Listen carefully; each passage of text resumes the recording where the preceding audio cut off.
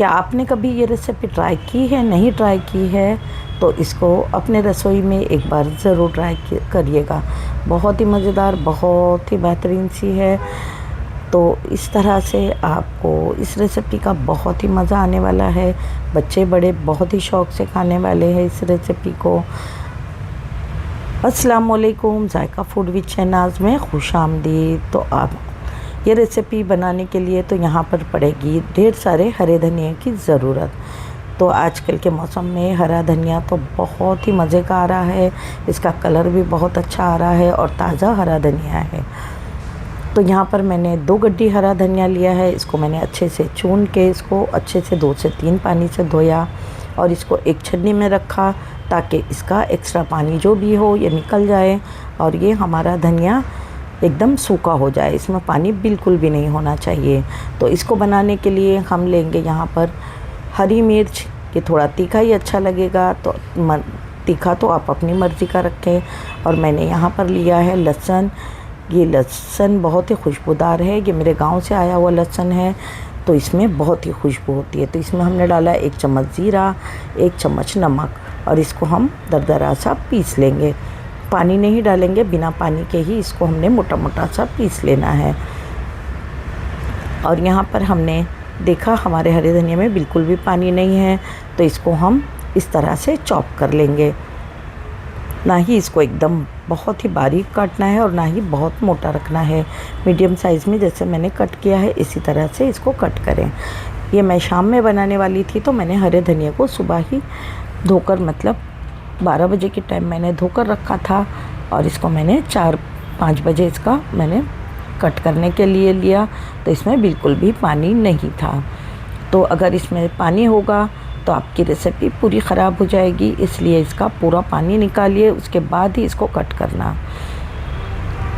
तो इस तरह से मैंने पूरा हरा धनिया कट कर लिया है और इसके बाद देखा आपने, मैंने इस तरह से कट किया हरा धनिया। तो इसमें जाएगा अब पूरा 1 कप भर के बेसन डालेंगे हम। उसके बाद 1.5 कप जाएगा इसमें बेसन।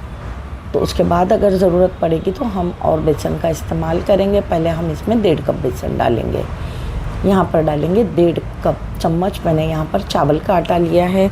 चावल के आटा से ये एकदम करारे पकोड़े बनकर तैयार होंगे। और यहाँ पर मैंने जो लहसुन, ज़ीरा और नमक पीसा था ये भी हम इसमें डालेंगे और एक इसमें हम नींबू का रस डालेंगे। थोड़ी सी हल्दी डालेंगे, अगर नमक की ज़रूरत पड़ी तो उसके बाद हम इसमें और भी नमक डालेंगे। तो यहाँ पर अगर आप चाहो तो इमली का पानी भी डाल सकते हो या फिर इसमें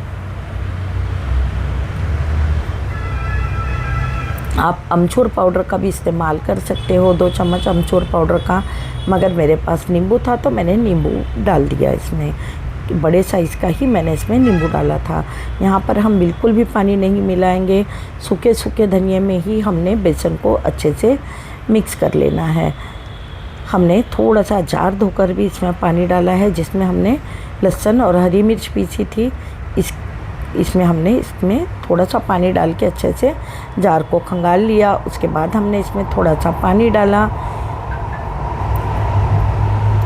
और इसको हमने बहुत अच्छे से मिक्स कर लेना है।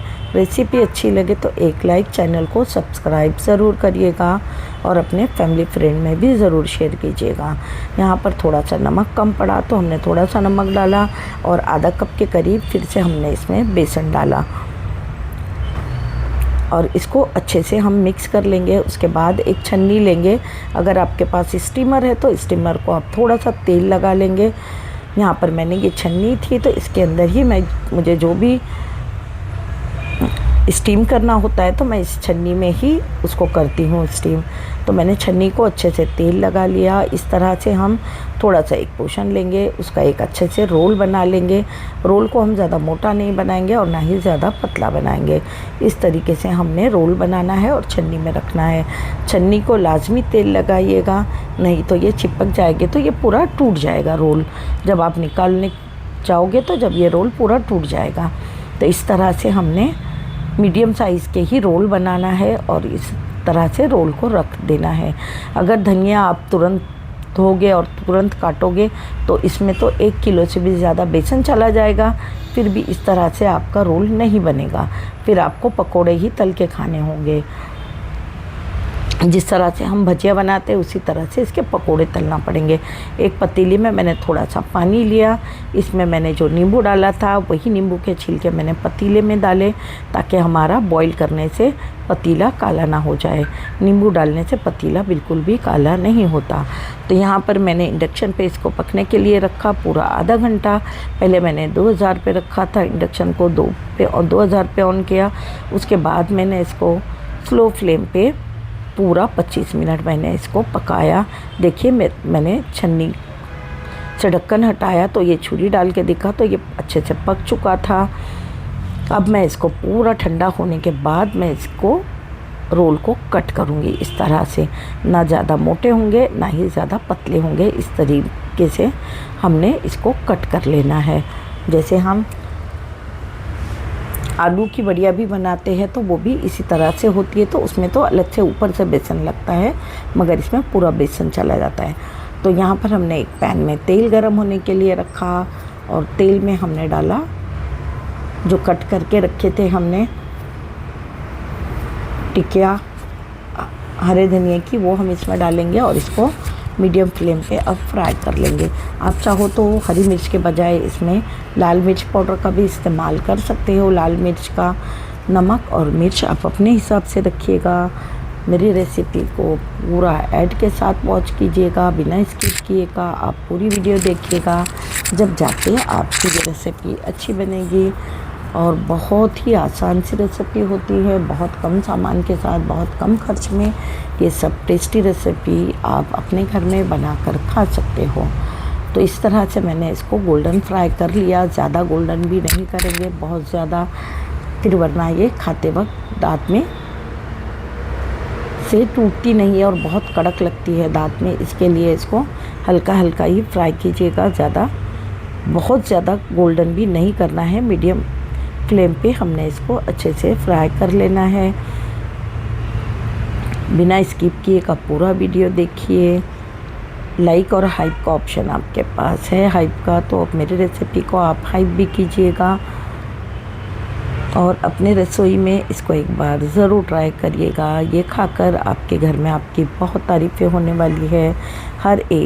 हर इंसान अपने घर में रेसिपी बनाता है मगर हर एक के अपने अपने तरीके होते हैं, तो मेरे तरीके से आप इसको एक बार ज़रूर ट्राई कीजिए। और कहाँ से आप मेरी रेसिपी को देख रहे हैं मुझे ये भी कमेंट में ज़रूर बताइएगा।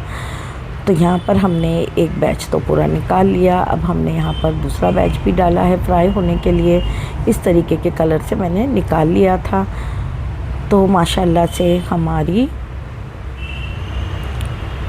कोतमीर वड़ी बनके तैयार है। इस बारिश के मौसम में हमने इसको बनाया था, तो आप भी अपने घर में इसको एक बार ज़रूर ट्राई करना।